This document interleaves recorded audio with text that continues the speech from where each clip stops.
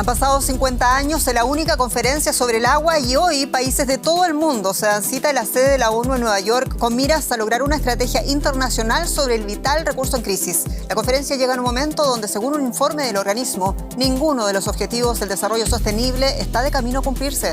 Soy Jenny Pérez, aquí en Berlín para Deutsche Welle. Destacamos un poderoso llamado de atención del secretario general de la ONU. Antonio Guterres insta al mundo a reaccionar ante una inminente crisis mundial del agua. Un informe del organismo revela que miles de millones de personas carecen de acceso a agua potable. Por primera vez, el sistema de justicia internacional atiende una demanda contra un Estado por un caso de aborto involuntario.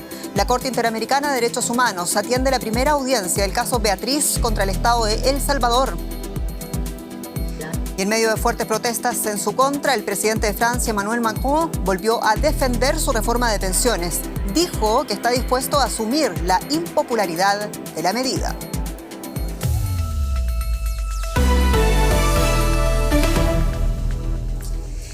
Hemos roto el ciclo del agua, destruido ecosistemas y contaminado las aguas subterráneas. Esas fueron parte de las palabras del secretario general de Naciones Unidas, Antonio Guterres, de la primera jornada de la conferencia sobre el agua que arrancó este miércoles en Nueva York. Se trata de la primera cumbre específica sobre este tema en casi medio siglo. La conferencia coincide además con el Día Mundial del Agua y un nuevo informe de Naciones Unidas que revela la magnitud de la escasez del agua en todo el mundo. Cuando Mina Guli se dio cuenta de que el mundo se estaba quedando sin agua, comenzó a correr y no ha parado desde entonces. Corro porque quiero llevar las voces de los principales afectados por la crisis del agua a los consejos de administración, a las esferas de poder y lograr que las autoridades y los directivos empresariales actúen. La atleta, aficionada y activista australiana completó 200 maratones en 32 países el año pasado. Ahora llega a Nueva York, en donde los representantes ante la ONU iniciaron hoy una cumbre de 3 días para debatir soluciones a la crisis del agua. 2.000 millones de personas, una cuarta parte de la población mundial, carecen de acceso a agua potable. Es más que una conferencia sobre el agua. Es una conferencia sobre el mundo actual visto desde la perspectiva de su recurso más importante. Debe representar un salto cualitativo en nuestra capacidad para reconocer la importancia vital del agua en la sostenibilidad del mundo y actuar en consecuencia, y ser una herramienta para fomentar la paz y la cooperación internacional. El último informe de la ONU advierte de que la escasez mundial de agua probablemente empeore en los próximos años, pese a los esfuerzos globales por proporcionar agua limpia a todo el planeta. Fuera de la cumbre, algunos rostros famosos resaltaron que no solo afecta a la salud de las personas. Es un problema enorme que afecta a todos, especialmente a mujeres y niñas. Millones de niñas no van a la escuela porque tienen que ir a recoger agua. La ONU quiere garantizar el acceso universal a agua potable para 2030, pero los científicos advierten de que para lograrlo habrá que triplicar los esfuerzos. Al inicio de la cumbre, el gobierno estadounidense prometió destinar $49.000 millones a la causa del agua. Creo que en lugares como París o Nueva York, donde simplemente abrimos el grifo y sale agua, es fácil olvidar que existe esta gran crisis sistémica del agua. Mina Guli ha visto la crisis. En su viaje ha sido testigo del derretimiento de glaciares y la aridez de muchas regiones y espera que el mundo no aparte la vista de un problema que al final afectará a todos en todas partes. El agua potable debidamente tratada es un bien escaso y millones en el mundo no tienen acceso, según la ONU. ¿Qué hacer al respecto? Tenemos en directo desde Nueva York a uno de los altos expertos representantes de la UNESCO en esta cumbre, que es el señor Miguel Doria, del Programa Hidrológico Intergubernamental para América Latina y el Caribe. Señor Doria, muy bienvenido. Y parto preguntándole, el secretario general de la ONU lo decía sin tapujos al arrancar esta cumbre, hemos roto el ciclo del agua, dijo. ¿Cómo describe usted la situación en América Latina y el Caribe? Bueno, gracias, muy buenas tardes. América Latina y Caribe es una región conocida por una relativa abundancia de agua comparada con otras regiones de nuestro planeta. Te representa el Amazonas, el Guaraní, 95% de los glaciares, tropicales se encontró acá. Pero al mismo tiempo hay cerca de 150 millones de personas, una cuarta parte de la población de la región, que no tienen acceso al agua. Por otro lado, más de 400 millones no tienen acceso al saneamiento seguro. Y este es un contexto de cambio climático, urbanización, también de cambio del uso del suelo, entre otros, que complica obviamente la situación para millones de nuestros hermanos y hermanas. De ahí la importancia de acelerar el cambio, de encontrar respuestas adecuadas, aumentar la resiliencia y esto con urgencia porque no queremos que nadie se quede atrás. ¿Por qué hasta ahora ha sido tan difícil lograr una estrategia internacional sobre el agua? ¿Y ve usted acaso posible avanzar en soluciones comunes en estos 2 días de conferencia? Sí, se está avanzando en hecho a varias estrategias, sea a nivel de varias agencias de Naciones Unidas, sea también a nivel de otros mecanismos multilaterales o bilaterales entre países. Pero lo que hace falta obviamente es reforzar estas estrategias y poder avanzar con los mecanismos adecuados, sea a nivel de conocimiento, de instituciones fuertes en el ámbito del agua, la parte de financiamiento también, y esto para podernos lograr y hacer frente a las crisis que enfrentamos. Y por último, los estudios disponibles indican que el cambio climático empeora la producción de alimentos y lo estamos viendo ahora mismo incluso con gran magnitud en Argentina. Aquí la pregunta, señor Doria, ¿hay suficiente voluntad política para lograr cambios en este punto? Pensamos que sí, o sea, el cambio climático afecta el ciclo hidrológico de una forma bastante clara en muchos aspectos, sea, mencioné ya los glaciares, el deshielo, varios de los glaciares desaparecieron o perdieron una parte del mar de su masa muy importante en las últimas décadas. Por otro lado, también los huracanes que afectan el Caribe, una mayor frecuencia e intensidad de las sequías, inundaciones y obviamente que como la producción de comida, entre muchas otras actividades económicas dependen del agua y esto sigue afectando a los sectores productivos. Ahora hay varios esfuerzos con el IPCC y varios mecanismos dentro de Naciones Unidas que están trabajando cada vez más, esperamos, para lograr una mayor adaptación, mitigación y resiliencia a este tipo de cambios. Señor Miguel Doria, del Programa Hidrológico Intergubernamental de la UNESCO, muchas gracias por su tiempo, por esta entrevista. Hasta pronto. Muchísimas gracias. Buenas tardes. El calentamiento global empeora el flagelo en el mundo y también en uno de los aspectos, decíamos, más sensibles, como es la producción de alimentos. Argentina sufre las consecuencias de la peor ola de calor sin precedentes que ha provocado además un repunte de los incendios forestales y lastrado la cosecha de cereales. Según el Servicio Meteorológico del país suramericano, se trata del verano más caluroso desde el año 1961, fecha en la que se comenzaron a registrar las temperaturas. Para este año se calcula que la cosecha de soja alcanzará los 20 millones de toneladas, cuando la campaña pasada fue de 43,5 millones, más del doble.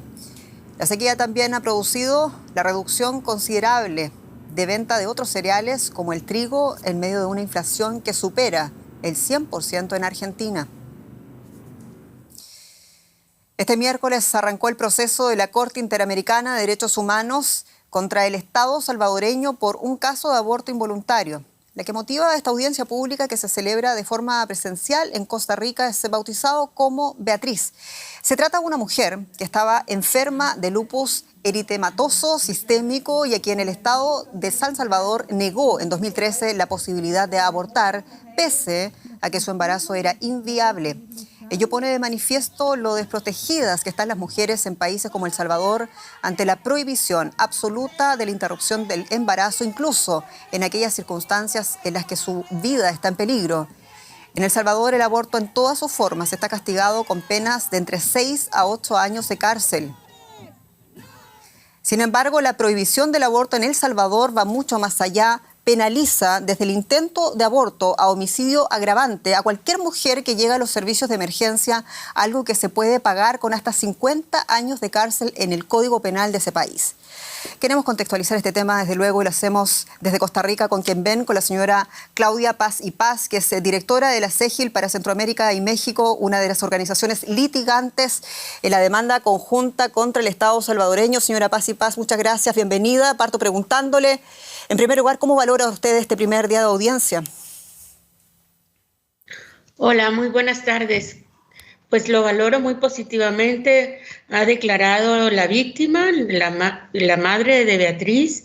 Ha sido un testimonio muy impactante sobre las consecuencias para la salud y la integridad física de Beatriz por la negativa del Estado salvadoreño a interrumpir el embarazo, a pesar de que ella padecía una enfermedad grave, padecía lupus, a pesar de que el embarazo era inviable, el feto era anencefálico. Y a pesar de que la Corte le había ordenado en aquel momento al Estado de El Salvador que facilitara la interrupción del embarazo, habían medidas provisionales, el Estado de El Salvador en aquel entonces se negó y provocó pues un grave daño a su integridad física, a su integridad mental, a su salud y puso en un enorme riesgo su vida. Así que hasta este momento ha declarado ella, han declarado 2 testigos y está ahorita desarrollándose la declaración de una perita. Con todo el proceso que queda por delante, lo conoceremos, sin embargo, la sentencia sino hasta fin de este año. Y aquí la pregunta, ¿qué es lo que exigen ustedes y las otras partes litigantes, incluso en contra del Estado salvadoreño? Beatriz quería que ninguna otra mujer en El Salvador, en las Américas, sufriera lo que ella sufrió. Saber que está en riesgo su vida, saber que está afectándose su salud, su integridad física, su integridad mental y que el producto de su embarazo es inviable y a pesar de eso, verse obligada a tener que continuar con el embarazo. Eso sin duda le provocó un sufrimiento enorme que nosotros equivalemos a la tortura. Y por eso es que nosotros esperamos que la Corte le ordene al Estado de El Salvador la inmediata modificación del Código Penal, la derogación de la prohibición absoluta del aborto, que no solo causa estos daños que yo mencionaba, sino a los que tú te referiste, la criminalización de las mujeres que sufren emergencias obstétricas. Así es que nuestra principal solicitud a la Corte, lo que nosotras esperamos que se le ordene al Estado de El Salvador, es que modifique la legislación penal y se derogue absoluta del aborto y que se permita la interrupción del embarazo cuando la salud, la vida, la integridad física, la integridad mental de la mujer se encuentren en peligro. Señora Paz y Paz, Beatriz responde a un nombre ficticio de la afectada fallecida en el año 2017 en un accidente de tránsito. ¿Por qué su caso es de tanta relevancia para la jurisprudencia internacional sobre el aborto? Es el primer caso que llega a la Corte Interamericana en donde se discute justamente la necesaria permisión de la interrupción del embarazo cuando la vida, la salud, la integridad física o la integridad mental de la mujer se encuentran en riesgo. Es un caso que va a abrir un precedente muy importante para El Salvador, que es una de las legislaciones más restrictivas en el tema de aborto del continente, pero va a sentar un precedente, como te decía, para todo el hemisferio. Creo que para nosotras las mujeres es fundamental que se valore algo básico, nuestro derecho a la vida. O sea, ¿cómo es posible que todavía en pleno siglo XXI estemos discutiendo si tenemos derecho a vivir? De eso se trata este fallo y por eso es tan importante para El Salvador, para Centroamérica, pero es un estándar que va a tener una aplicación hemisférica. Señora Claudia Paz y Paz, directora de la CEGIL, muchas gracias por esta entrevista, mucha suerte. Muchas gracias. Y avanzamos a otros temas. El presidente de Francia, Emmanuel Macron, defendía su decisión de forzar una impopular reforma de las pensiones que eleva la edad de jubilación de 62 a 64 años y que entraría en vigor a finales de este año 2023. Macron dijo en una entrevista televisiva que no se arrepiente de haber aprobado la ley de pensiones la semana pasada sin someterla a votación de los diputados, pero añadió que espera mejorar las relaciones con los sindicatos e implicarlos en futuras reformas. La tensión sigue siendo alta en las calles de Francia, con 6 noches de protesta consecutivas en varias ciudades y cientos de detenidos, principalmente en la capital, en París. Los sindicatos convocaron otra amplia movilización el día de mañana. Y Ana María Ospina, periodista, con los detalles hasta ahora en París. Ana, saludo. Y veíamos, Macron no da pie atrás a su reforma. ¿Cómo se lo han tomado los sindicatos? Cordial saludo, se lo han tomado muy mal, consideran que el presidente Macron tiene un desprecio absoluto de la gente que está manifestando en las calles de Francia. Desde que la reforma fue aprobada por decreto hace una semana, se cuentan más de 1.500 manifestaciones espontáneas y consideran que las palabras de Emmanuel Macron no sirven para calmarlas. Por el contrario, lo que está haciendo es impulsar hacia un problema social más grande, casi que al nivel de los chalecos amarillos que vimos hace algunos años, y esto sería un poco grave para continuar legislando, es lo que piensan los sindicatos, es la información que ellos nos dan, y que no pararán hasta que esta reforma finalmente sea retirada. Y el presidente dijo muchas cosas, entre ellas dijo estar dispuesto a asumir los costos de la impopularidad de esta reforma, y aquí la pregunta: ¿cuán grande podría ser la factura política para el presidente de Francia? Para evitar que le fuera muy alta, él dejó claro que por constitución no puede ser reelegido, es decir, se salva de alguna manera de un castigo del voto de forma directa. Sin embargo, puede ser castigado su partido político Renacimiento en las legislativas, o un nuevo representante de ese partido considerado de centro, más bien tirando a la derecha, dicen algunos analistas. Ese podría ser uno de los costos. Otro, que no pueda seguir haciendo todas las reformas que tiene planteada. La próxima sería una reforma a la inmigración que tiene que entrar a debate, que ya fue aprobada en el Senado, pero su paso a la Asamblea, el miedo que vuelva a decidirse por decreto, por este artículo 43.9, hacerlo de alguna manera, pues ya impediría que el debate se siga dando y que esto le podría costar. Es decir, que le va a quedar muy difícil continuar a hacer sus reformas por lo ocurrido con esta reforma a las pensiones, que todavía pues no ha dado la última palabra, porque en ese momento está en el Consejo Constitucional y en unas 3 semanas más o menos tendría que pronunciarse si está de acuerdo o no, si la acepta o no. En caso tal que la acepte, el presidente Macron tendrá hasta finales de año para promulgarla. Y hablemos de las exigencias de los manifestantes, que van mucho más allá de los 2 años extras de jubilación que exigen en este punto del conflicto. Lo que a ellos más les preocupa es que tenga que pasar de trabajar 42 años cotizando a 43 años cotizando, es un año de más, sobre todo que podría afectar a las personas que tienen trabajos más penibles, más complicados, que hasta ahora con la actual actividad de pensiones, pues disfrutan de como ciertas gabelas, se pueden jubilar un poco más jóvenes, tienen algunas fechas o algunos meses que pueden ganar por su tipo de trabajo. Todas estas partes especiales que tienen ellos se pueden perder. Estoy hablando de las personas que trabajan, por ejemplo, en el transporte, o los que recolectan basura, por mencionar algunos. Ellos perderían esos beneficios, y por eso particularmente estos sindicatos son los que salen a manifestar. Ana María Ospina, muchas gracias por estas informaciones allá en París. Un abrazo. En otro importante tema de este día, el presidente de Ucrania, Volodymyr Zelensky, realizó una visita no anunciada a sus tropas en la línea del frente, la región oriental de Donetsk, cerca de la ciudad de Bakhmut. Es su primera visita desde diciembre pasado y se produce en un momento en que las tropas rusas intensifican sus ataques en la región. Este miércoles, las fuerzas rusas lanzaban una serie de ataques contra ciudades ucranianas y hay más de una decena de civiles muertos. Una visita para levantar la moral de soldados que luchan en batallas encarnizadas. El gobierno ucraniano publicó este video en el que se ve a Volodymyr Zelensky entregando medallas. Se dice que el presidente no se encontraba lejos del frente de batalla, cerca de la ciudad de Bakhmut. Tengo el honor de estar aquí hoy, en el este de nuestro país, en el Donbass, para premiar a nuestros héroes, para agradecerles y darles la mano. Gracias por proteger nuestro Estado, nuestra soberanía y el este de Ucrania. En Bakhmut se libran actualmente las batallas más cruentas en las que Rusia trata desde hace semanas de cercar a las tropas ucranianas. Esta ciudad devastada se ha convertido en un símbolo de la resistencia ucraniana. La visita de Zelensky a los soldados se produce en un momento crítico, pues Rusia avanza en el frente. El presidente ucraniano también acudió al hospital militar de Donetsk, donde elogió la labor del personal médico. Quiero agradecer su profesionalidad y su trabajo. Hasta que ganemos la guerra, debemos salvar la vida de mucha gente que defiende nuestro país. Ustedes también lo defienden en su propio frente. Les deseo salud y agradezco que devuelvan la salud a los hombres y mujeres que están en el frente.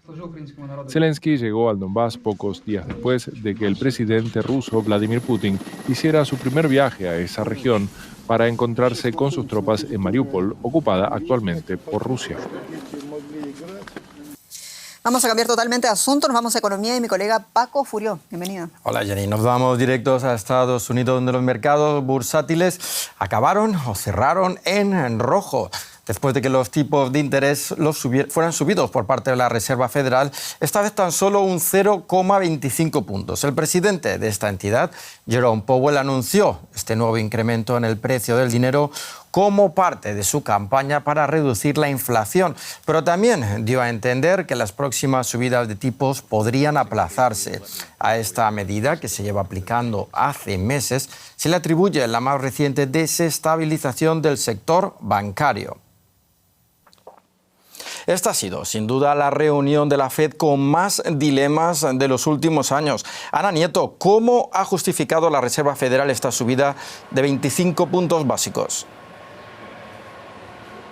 La Reserva Federal no solamente ha subido las tasas de interés, también ha mostrado mucha cautela por la incertidumbre que se está abriendo y ha cambiado el lenguaje a uno más condicional para indicar que la campaña de subidas de tasas de interés que se inició el año pasado podría estar llegando a su fin.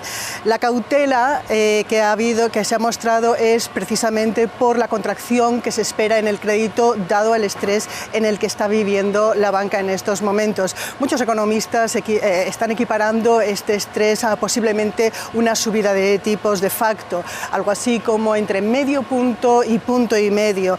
El presidente de la Reserva Federal dice que él no puede calcular todavía porque es muy pronto cuál es el efecto de la contracción del crédito y de hecho tampoco sabe si lo va a haber. De hecho dice que si la contracción es modesta, él terminaría subiendo más las tasas de interés porque la inflación sigue siendo alta, los datos sobre la economía estadounidense siguen estando muy fuertes y dice que para rebajar la inflación todavía hay un camino muy largo y con muchos baches. Lo único que ha dicho el presidente de la Reserva Federal con una completa y total confianza es que no va a haber bajada de tipos este año.